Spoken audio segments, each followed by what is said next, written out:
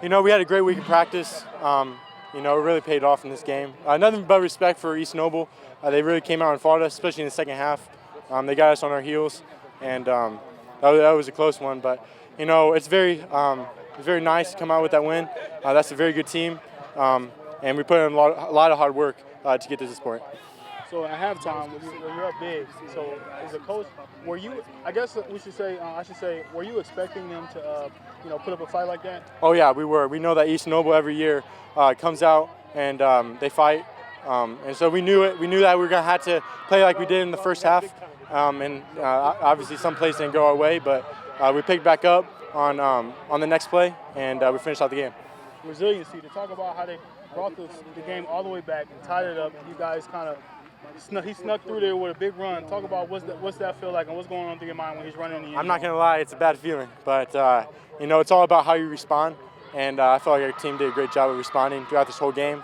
They scored, then we get the ball and try to do something even better. So, it just kind of pushed us more. We knew that once they scored in the first time in the second half, that it was going to be a dogfight, and that it was going to come to the very last play of the game.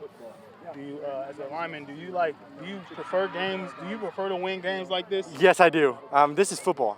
This is the pure definition of football. This is why you practice. This is why you study it. It's just a great feeling that all that hard work, especially against a good team like East Noble, has paid off. And how much more fulfilling is it to get a win like this at this point of the year? And what does this tell you about your team? I think we have a lot of potential. This is once again a great team that had a lot of athletes. And just to keep on fighting throughout the game. We got down in the second half, but we never hung our heads. We knew that we were going to have to step up our game and to make big plays. Yeah, and it was great. Coach Sauter told us we had to execute, and the first half we certainly did. It was like 32-16 or whatever, and 32-12, and that's what we were kind of hoping for. And then East Noble, such a good team, grinded it out the second half, and it felt really good though. Yeah. And so you said that you'd be happy to play this game every week, and I know that everybody's kind of been talking about this as the game where we find out, who rules the NEA right now. But how does it feel to come away with a win, and how does it feel to finally have gotten here to this point in the season? Right. No, it's great. With Corona, we didn't know if we were going to get to week 5 or whatever. We're just thankful for the opportunity. East Noble again, such a great team, and this is Coach Sauter always preaches to win a conference championship, and this was a step towards that. And I'm guaranteed we'll see him in November. So yeah, it'll be a great time. Yeah. And so you guys thrive on misdirection. Talk to any photographer; they'll say it is impossible to know what you guys are doing with the ball.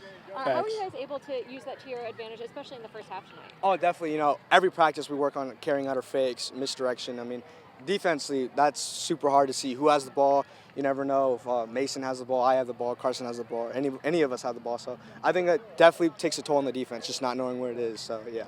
And how exciting was it after being shut out for, you didn't even really get to see the field much for the second half, for you to, come down the field, pull off that game-winning drive there late in the fourth quarter? Yeah, no, it was awesome. I owe it up to my teammates, the coaches, the fans, everyone. Our linemen did such a great job. Coaches did such a great job. Our players, everyone, part of this team just did their thing, and that's what led to it. It wasn't me at all. It was just our line, our players, and everybody else. So yeah. Yeah, so I was just going to say, how fulfilling of a win is it to, when you see a big lead go like that, go away, and they tied the game up, and you guys were able to win the same way you got the lead in the first half with controlling the offensive line and the line of scrimmage? Yeah, it was a little shaky. They crunched our crunch yards every play, but I think we just really had to stick through it and just grind it out once again. And it got a little nerve-wracking towards the end because they're such a great team and they have every capable of winning a game. So yeah. So how did the coach prepare you for the potential of them coming back and winning the exact way that you did win? Were you prepared in the locker room for this type of game in the second half?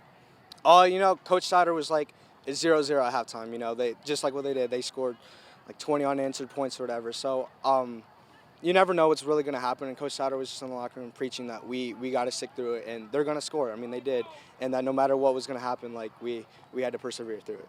How much tougher is it to get a win like that and to put a drive together like that with their home fans yelling? I saw you getting your home fans right up. How much more intensity does it make the moment when you're trying to drive and get a touchdown with the fans yelling and screaming things? It's great. This environment's awesome. They had such a packed stand. So do we. Just everyone coming out. This is one of the biggest games of 4A this year. And, just scoring that touchdown and just seeing just everything erupt was insane. And I think that's what we live for, high school football, just those big-time plays and big-time games. So, yeah. And lastly for me, what is a win like this, being able to win it kind of in the trenches? What does that, at this point of the year, what does that tell you about your team? That we have some dogs on our team, Landen, DJ, Colin, Truman, just Rylan, all of them, Colin Butler, just phenomenal linemen. They really do the best job in the area. They're so good, and they make our jobs a whole lot easier. So yeah.